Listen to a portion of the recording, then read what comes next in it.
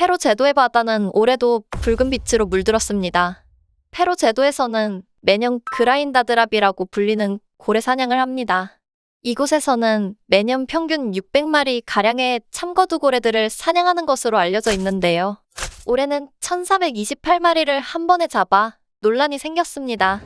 영상을 보면 바다는 피로 뒤덮이고 이미 죽은 고래들과 살아서 버둥거리는 고래, 그리고 캑캑대며 숨을 뱉는 고래도 보입니다. 외지인 입장에서는 너무나도 잔인하게만 보입니다만 어린아이에게도 그대로 보게 두고 있습니다. 그렇다면 이곳에선 왜 이렇게까지 사냥을 하게 된 것일까요? 이 사냥이 이루어지는 이유를 알려면 먼저 페루 제도의 지리적 특성에 대해 알아야 합니다. 페루 제도의 기후는 아극 해양성 기후로 1년 내내 늦가을 수준의 날씨가 지속됩니다. 1년 중 260일 이상 비가 오면서 극악의 일조량을 가지고 있습니다.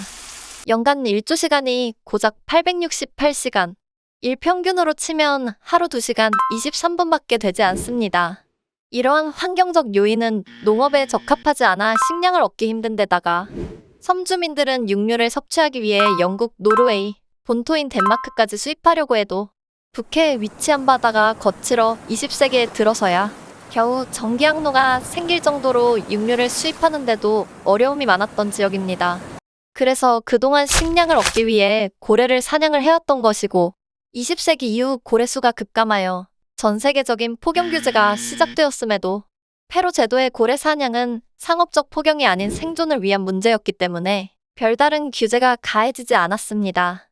현지 고래 사냥꾼들은 이런 고래 사냥이 천년을 이어온 페루 지역의 고유 문화 정체성을 구성하는 전통이라고 주장합니다. 잔인하다는 주장에 대해 페루 제도 주민들은 가둬 키운 소나 돼지를 죽이는 것보다 훨씬 나은 방법으로 빠르고 고통 없이 고래를 죽이고 있다고 말합니다.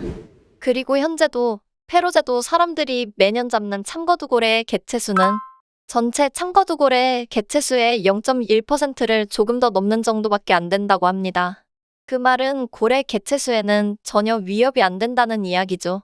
환경단체의 입장은 이렇습니다.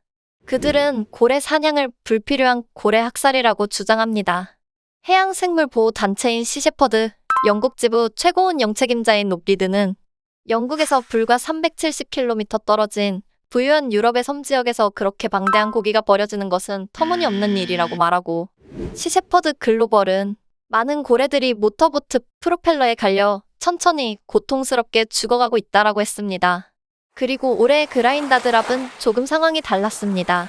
페루 제도 포경협회 관계자는 고래 무리를 처음 찾았을 때 200마리 정도로 예상했다면서 이번 사태는 큰 실수이며 많은 사람이 이번 일로 충격을 받았다고 말했습니다. 그라인다드랍에서는 매년 평균 600마리 가량의 고래들을 사냥하며 1990년대에 들어서는 연평균 956마리로 증가했습니다. 2006년에 856마리가 잡혔고 올해 1428마리를 잡아 역대 최고 기록을 갱신하였습니다.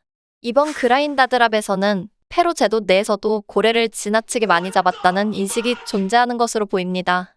그라인다드랍을 참여하는 사냥꾼들이 돌고래가 고통을 느끼지 않도록 빠르게 죽이는 훈련을 받았다는 증명서를 소지하고 있어야 하는데, 해양생물보호단체인 시셰퍼드에서는 촬영된 영상을 보면 연안에 놓인 돌고래들이 여전히 죽지 않고 움직이는 모습이 보였다며 관련 훈련을 받지 않은 사냥꾼들이 참여한 것으로 보인다고 주장했습니다.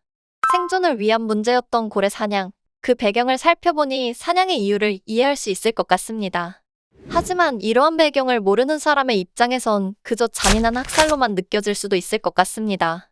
자연을 보호하고 지속 가능한 생태계를 위해 사냥을 멈춰야 한다는 주장과 생존과 직결된 문제이며 전통 문화와 공동체적 가치를 부정할 수는 없다는 주장. 고래 사냥과 같은 전통 문화와 생태계 보호는 공존할 수 없는 걸까요?